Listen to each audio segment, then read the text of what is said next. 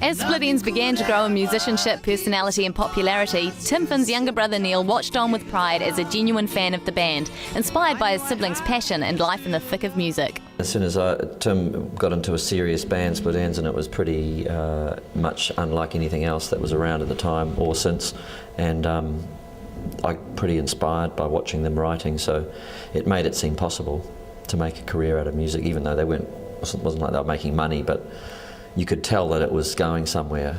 Well, I could anyway, and so I was pretty determined to be a musician from that early teens years. Yeah, either that or an actor. I don't know what possessed me to think I could be an actor, but most musicians labour under the illusion that they could be actors. Fortunately, Neil's passion for music outweighed his desire to be a Hollywood star, and while Split Enz were recording and playing around the world, Neil started his own musical journey in a slightly less spectacular fashion. I was at school in Te Awamutu and trying to sort of venture forth in whatever way I could musically. The only real options I had in Te Awamutu generally, well actually I did get to support these guys on a couple of tours, which was pretty amazing, with a few new songs and just my acoustic guitar and piano. But aside from that, there was folk club, and Te Awamutu had a folk club, and Hamilton had one too, and that was the only real place where musicians would gather outside of your regular cover bands or something. And my only real knowledge of anything folk was limited to sort of Neil Young or Cat Stevens or something. So I used to sing those songs, and then other people would sing traditional English folk songs and Irish folk songs. And so, inadvertently I actually got quite engrossed with that kind of music, even though I don't make it, but it's just there is a sort of subtle Celtic thing going on that I attribute to that time. And there was a woman called Felicity Saxby who ran the local All in Some folk club when I met her, but she was just a really very worldly and wise and sort of wonderful woman, English woman who lived out at Tokanui, and she kind of gave me gigs at that and took me to folk festivals in Gisborne and all around the country, so yeah. While travelling the country playing the occasional folk festival might have given Neil some strong musical grounding, it wasn't what was in store for the rest of his life. He was determined to follow his musical dream, and in 1977 an unexpected door opened. Well, I was living in Auckland at the time. I'd moved up to Auckland and was making music with Buster Stiggs, or Mark Huff as he was called at the time, who ended up being the drummer for the Swingers, and he was a contemporary of these guys, and I moved in with him and we started writing long, convoluted 15-minute songs, sort of homage to Split Enz really, in hindsight, which said some good things about them. We did 2 shows. I played once at the Maidmont Theatre the day I left to join Split Enz, but yeah, I got a call. At the time I was a hospital orderly. Well, I just actually resigned, although I hadn't told them that I'd resigned, and they kept sending me cheques for a couple of months after that, so I'll probably get chased up now if they see this. I'm getting into tangents, but yeah, I got a call one morning, I think it was, from Tim. Well, no, it was from Mum, first of all. I can't remember now how it all worked. I think it was me, and then you rang. I don't know, yeah, I can't remember. Well, you rang Mum first. I'm sure I rang. Did I? To see what she thought. Yeah, I think so. Because you were only 18. Yeah, I was only 18. Which seems old now, but then it seemed young, Yeah. Young. And I said, look, I'll have to think about it, because I had this other thing going on, this after hours thing with Buster and Jeff Chan, and but I didn't really have to think long, but I just had a sense of loyalty to that for about 5 minutes. And then just, 3 days later I was rehearsing in Chalk Farm in London. It wasn't a case of nepotism, it was simply that Split Enz were faced with a problem and Neil was the somewhat illogical solution. We'd thought about it, and then I really wasn't sure, because we were looking for an electric guitar player, and Neil had never played electric, so I must admit I wasn't sure, but the positives far outweighed the possible negatives, and he'd toured with us, we knew he could write, we knew we loved singing together. There were so many things that fitted about it, and he'd seen us in the early days, and he knew the humour and he knew the kind of psyche of the band, so there was no fitting in required. He was just automatic, So all those things far outweighed our apprehension about the electric guitar, and we figured he'd pick it up, and he did. I mean, he was, we've said it before, but at first we found out later he wasn't, the sound mixer had taken it upon himself to leave Neil out of the mix out front, because we were listening to some live tapes and there was no electric guitar on it. We were absolutely astonished that he would have done that, but it certainly wasn't under instructions from us.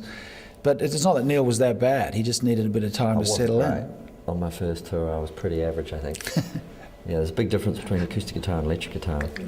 And there was a bit of a competition in the band to be on the other side of stage from me, initially. But he started singing and writing, and it was only great from then on. I was useful because I was somebody that could be sent down to the shop for sandwiches, because I was the youngest by a long way. That's right, yeah. Who's the youngest? Off he went.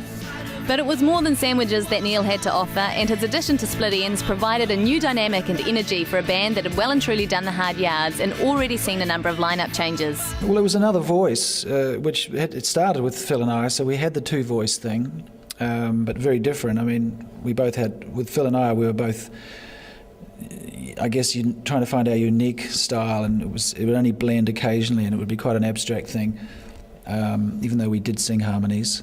But with Neil and I, the harmony thing was much more natural and automatic, even though we didn't do a lot of two-part harmony singing, but it was there if we wanted it. The dynamic, well, another singer, as I say, and certainly another writer.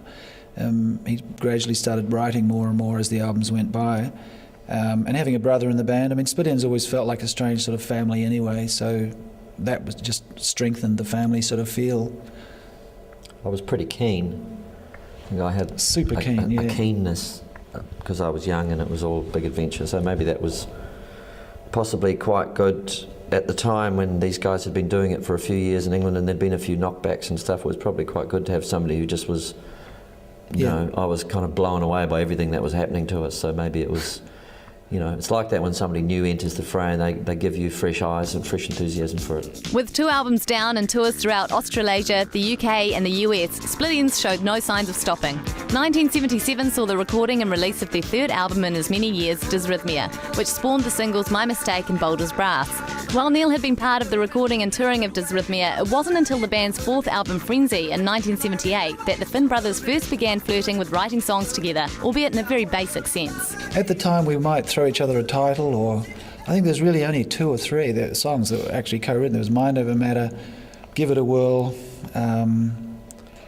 That was more of a lyric. Tim wrote the lyrics, I wrote the music on those 2, actually, so they were more clearly divided along traditional lines, whereas the songs we write nowadays, there's bits and pieces of everything from everybody, bits of melodies and chords and words and thrown it all up together. So Neil's songwriting came to the fore over the next few years, and he provided Split Enz with the breakthrough hit I Got You from the 1979 album True Colours.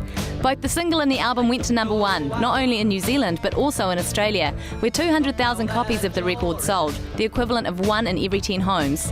1981's Waiata, which was released as Corroboree in Australia, failed to match the success of its predecessor, though it did give us the classic songs One Step Ahead and History Never Repeats.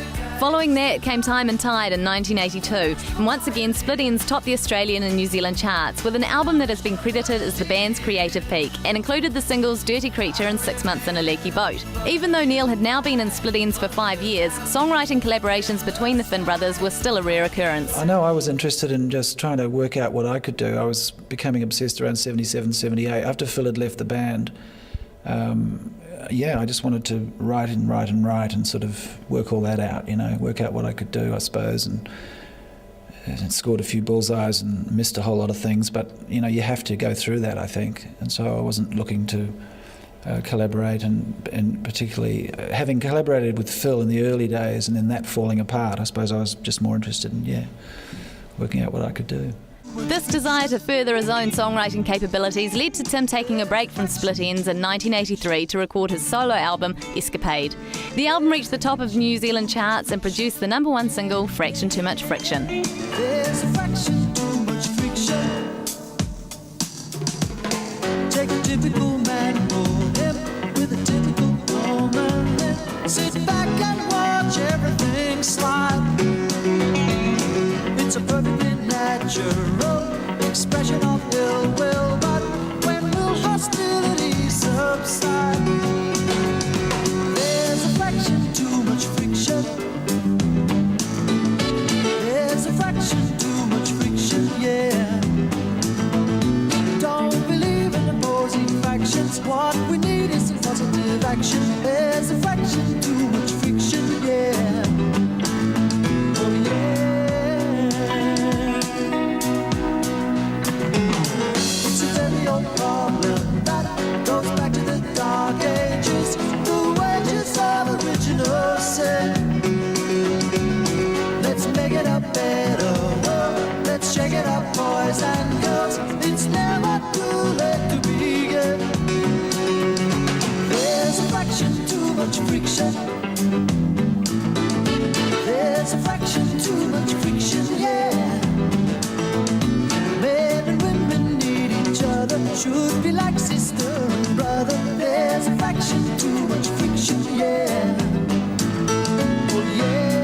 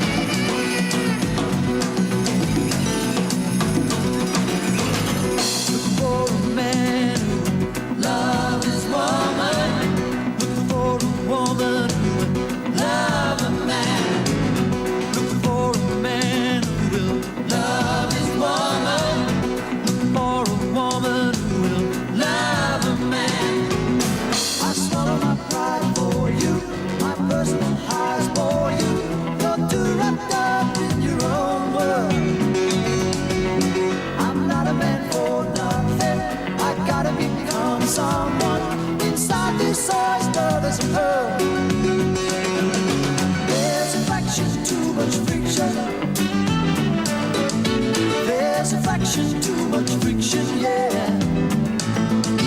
Holding on to the bygone era. Everybody shout 'cause we're getting nearer. There's a fraction too much friction, yeah. Ooh, yeah.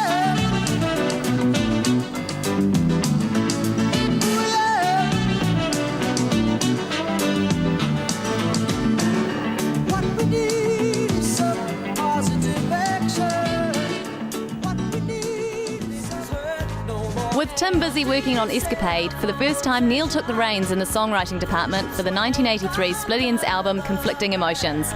Although no one knew it then, that would be Tim's last record with Split Enz.